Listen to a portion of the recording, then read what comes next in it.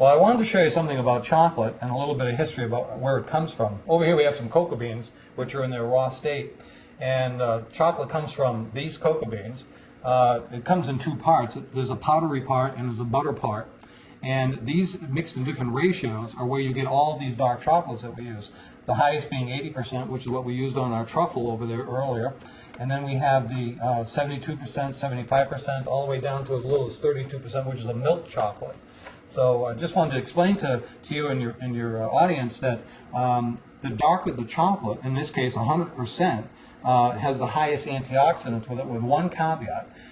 When you get into Dutch processed cocoa, Dutch processed liquor, which has to be on the label by law, there are absolutely no health benefits to that whatsoever. It just tastes good. Really? But the Dutch processing, which is an alkali process, destroys all the antioxidants. So it's a caveat if you're eating chocolate for, to take some of that guilt away. Dark chocolate for healthy purposes. You want to make sure you're not eating Dutch process if that's your motive. Over here where there's a light keeping it melted, right? That's what that's doing? Right. Later on in the day, we're going to be doing a piece of candy that, see, these are already pre-bottomed. Right. When I put the chocolate on the sheet and I poured it on top, that's where the bottom goes. But because the melting point is so low on the center, we can't put it on that hot chocolate. It will melt. So we have to put the bottom on first. So that is going to be for later on when we're doing, let's say, a caramel.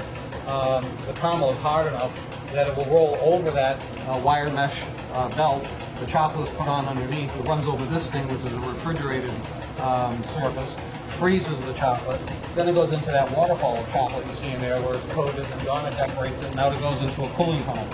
I think this must be a fantasy for chocolate lovers to stand here surrounded by all this fine chocolate, and it smells wonderful. Yep, it sure does.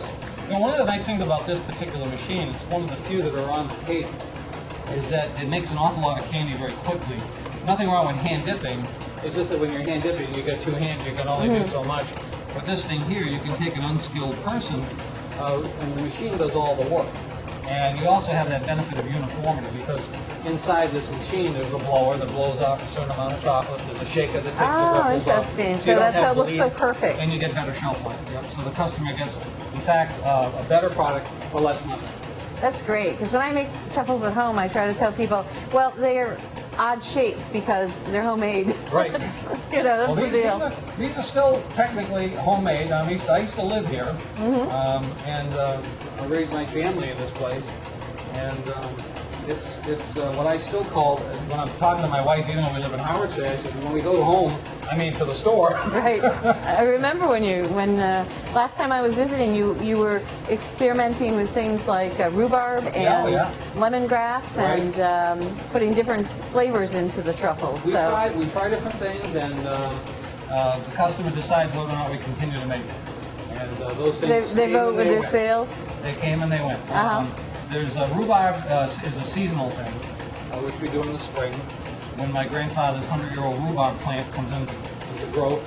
But that plant is the same plant has been cut, divided. I remember. That started off in Spencer, Mass, and it's been moved 5 times, And my mother still has a piece of it up at her house in Brewster, and it's a family plant. Before I forget to ask you, about how many of these will go through this machine, say in 5 minutes or in an hour, however long you usually do it for? Well, when we make a 30 some odd pound batch of cream centers, there's 121 pieces of candy per board, which are extruded in that machine over there. It's basically having to roll them one at a time. It makes 121 at a time. And when we do a batch of cream centers, there are 25 sheets.